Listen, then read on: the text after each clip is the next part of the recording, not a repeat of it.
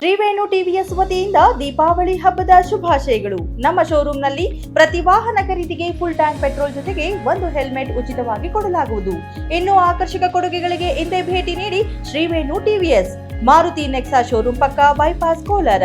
ಹೆಚ್ಚಿನ ಮಾಹಿತಿಗಾಗಿ ಸಂಪರ್ಕಿಸಿ 9986833799.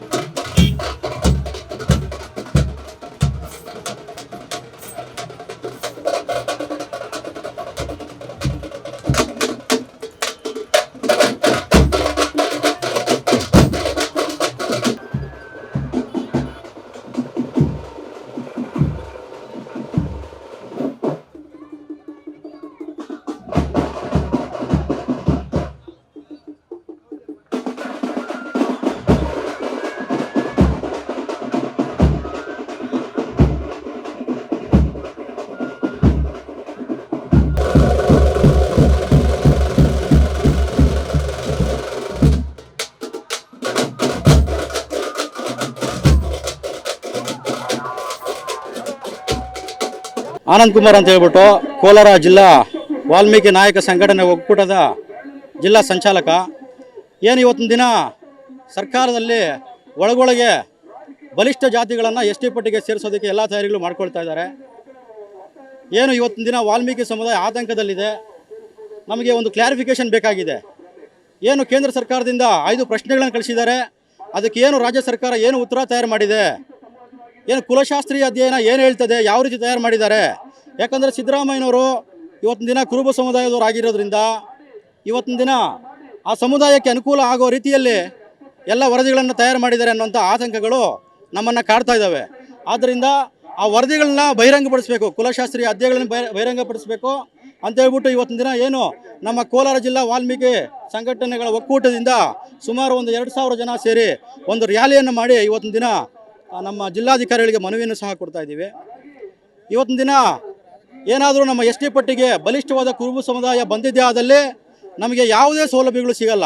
ನಮ್ಮ ಉಗ್ರಪ್ಪನವರು ಮೊನ್ನೆ ದಿನ ಚೆನ್ನಾಗಿ ಮಾತಾಡಿದ್ದಾರೆ ವಾಲ್ಮೀಕಿ ಜಯಂತಿ ದಿನ. ಆದರೆ ಅವರೊಂದು ತಪ್ಪು ಮಾಡಿದ್ದಾರೆ. ಏನಂದರೆ ಕುರುಬ ಸಮುದಾಯ ಇವತ್ತು 7% ತೊಗೊಂಡು ಬರಲಿ, ನಮ್ಮ ಜೊತೆಗೆ 14% ತೊಗೊಂಡು ಅಂತ ಹೇಳಿದ್ದಾರೆ. ಆದರೆ 14% ತೊಗೊಂಡು ಬಂದರೂ ಕೂಡ ಕುರುಬ ಸಮುದಾಯ ಜೊತೆಯಲ್ಲಿ ಏನು ಒಂದು ಕಾಂಪೀಟ್ ಮಾಡುವಂಥ ಒಂದು ಸ್ಥಿತಿಯಲ್ಲಿ ನಮ್ಮ ವಾಲ್ಮೀಕಿ ನಾಯಕ ಸಮುದಾಯ ಇಲ್ಲ. ಬರಲಿ, ಕುಲಶಾಸ್ತ್ರೀಯ ಅಧ್ಯಯನ ಎಲ್ಲ ಓಕೆ ಆಗಿ ಎಲ್ಲ ವರದಿಗಳು ಓಕೆ ಆಗಿ ಬಂದರೆ ಬರಲಿ, ಆದರೆ ಜಾತಿ ವರ್ಗೀಕರಣ ಆಗೇ ಬರಬೇಕು. ಯಾಕಂದರೆ ನಾವು ಕುರುಬ ಸಮುದಾಯ ಜೊತೆಯಲ್ಲಿ ಇವತ್ತು ಕಾಂಪೀಟ್ ಮಾಡೋಕ್ಕಾಗಲ್ಲ ಅನ್ನೋಂಥ ವಿಚಾರ ಇಡೀ ಕರ್ನಾಟಕ ರಾಜ್ಯಕ್ಕೆ ಗೊತ್ತಿದೆ. ಕರ್ನಾಟಕದ ಅತ್ಯಂತ ಬಲಿಷ್ಠ 4ನೇ ಅತಿ ದೊಡ್ಡ ಬಲಿಷ್ಠ ಸಮುದಾಯ ಇವತ್ತು ಕುರುಬ ಸಮುದಾಯ. ಇಂಡಿಪೆಂಡೆಂಟಾಗಿ 15 ಜನ ಶಾಸಕರು ಕೂಡ ಆಯ್ಕೆಯಾಗಿ ಬಂದಿದ್ದಾರೆ. ಆದ್ದರಿಂದ ಬರೋವಾಗಿದ್ದರೆ ಜಾತಿ ವರ್ಗೀಕರಣ, ಮೀಸಲಾತಿ ವರ್ಗೀಕರಣ ಆಗೇ ಬರಬೇಕು. ನಮ್ಮ ಪಾಲು ನಮಗಿರಲಿ, ನಿಮ್ಮ ಪಾಲು ನಿಮಗಿರಲಿ, ನೀವು ಬರೋದಾದರೆ ಯಾವುದೇ ಇದಿಲ್ಲ. ಆದರೆ ಇವತ್ತಿನ ವಾಲ್ಮೀಕಿ ಸಮುದಾಯ ಆತಂಕದಲ್ಲಿದೆ. ಏನು ವರದಿಗಳು ತಯಾರಾಗ್ತಾ ಇದೆ, CM ಅವರು ಅವ್ರ ಸಮುದಾಯದವರೇ ಇದ್ದಾರೆ, ಅವ್ರ ಮೇಲೆ ಅಧಿಕಾರಿಗಳ ಮೇಲೆ ಪ್ರೆಷರ್ ಮಾಡ್ತಾರೆ ಅನ್ನೋಂಥ ಆತಂಕದಲ್ಲಿ ವಾಲ್ಮೀಕಿ ನಾಯಕ ಸಮುದಾಯ ಇರೋದ್ರಿಂದ ಇವತ್ತಿನ ರಾಜ್ಯ ಸರ್ಕಾರ ಒಂದು ಕ್ಲಾರಿಫಿಕೇಷನ್ ಕೊಡಬೇಕಾಗಿದೆ. ಇಲ್ಲಾಂದರೆ ಇನ್ನೂ ದೊಡ್ಡ ಮಟ್ಟದಲ್ಲಿ ಎಲ್ಲ ಜಿಲ್ಲೆಗಳಲ್ಲಿ ಸಂಘಟಿತರಾಗಿ ವಿಧಾನಸೌಧಕ್ಕೆ ಮುತ್ತಿಗೆ ಆಗೋ ಕೆಲಸ ಕೂಡ ವಾಲ್ಮೀಕಿ ಸಮುದಾಯ ಮಾಡ್ತದೆ ಅನ್ನೋ ಮಾತನ್ನು ಇವತ್ತಿನ ದಿನ ವಾಲ್ಮೀಕಿ ಸಂಘಟನೆಗಳು ಒಕ್ಕೂಟದ ವತಿಯಿಂದ ನಾನು ಹೇಳೋದಕ್ಕೆ ಇಷ್ಟಪಡ್ತೀನಿ. ಹಾಗೆ ಇನ್ನೊಂದು ವಿಚಾರ, ಏನು ವಾಲ್ಮೀಕಿ ಭವನದ ಅನಧಿಕೃತ ಕಾಂಪೌಂಡ್ ಏನು 18ರಲ್ಲಿ ತೆರವು ಮಾಡಿಸಿದ ಕಾಂಪೌಂಡ್ನ ಹಿಂದಿನ ಜಿಲ್ಲಾಧಿಕಾರಿಗಳಾಗಿದ್ದಂಥ ಅಕ್ರಮ್ ಪಾಷ ಅವರು ಮಾಡಿದ್ದಾರೆ. ಇದು ಕಾನೂನಿಗೆ ವಿರುದ್ಧವಾಗಿರೋದು. ಇವಾಗ ಕಳ್ಳನಿಗೆ ಕಳ್ಳತನ ಮಾಡಿರೋ ಜಾಗ ಬಿಟ್ಟು ಅದ್ರ ಜೊತೆಗೆ ಇನ್ನೊಂದಷ್ಟು ಜಾಗನ ಬಿಟ್ಟುಕೊಟ್ಟು ಕಾಂಪೌಂಡ್ ಹಾಕಿಕೊಟ್ಟಂಗೆ ಆಗಿದೆ. ನಮ್ಮ ಜಿಲ್ಲಾಧಿಕಾರಿಗಳಿಗೆ ಹಲವಾರು ಬಾರಿ ಮನವಿ ಮಾಡಿದ್ರೂ ಅವ್ರಿಗೆ ಸಮಾವಕಾಶದ ಕೊರತೆಯಿಂದನೇ ಏನೋ ಅವರು ಇದ್ರ ಕಡೆ ಗಮನ ಹರಿಸ್ತಾ ಇಲ್ಲ. ಈ ಕೂಡಲೇ ಇದಕ್ಕೆ ಒಂದು ಇತ್ಯರ್ಥ ಆಡಬೇಕು. ಅನಧಿಕೃತ ಕಾಂಪೌಂಡ್ ತೆರವು ಮಾಡಿಸಿ ನಮ್ಮ ಜಾಗ ಎಲ್ಲ ಸೇರಿಸಿ ಒಂದು ಕಾಂಪೌಂಡ್ ಹಾಕಿ ಕೊಡಬೇಕು ಅಂತ ಹೇಳ್ಬಿಟ್ಟು ಈ ಮೂಲಕ ಜಿಲ್ಲಾಡಳಿತ ಕೂಡ ನಾವು ಒತ್ತಾಯ ಮಾಡ್ತಾ ಇದ್ದೀವಿ. ನಮಸ್ಕಾರ.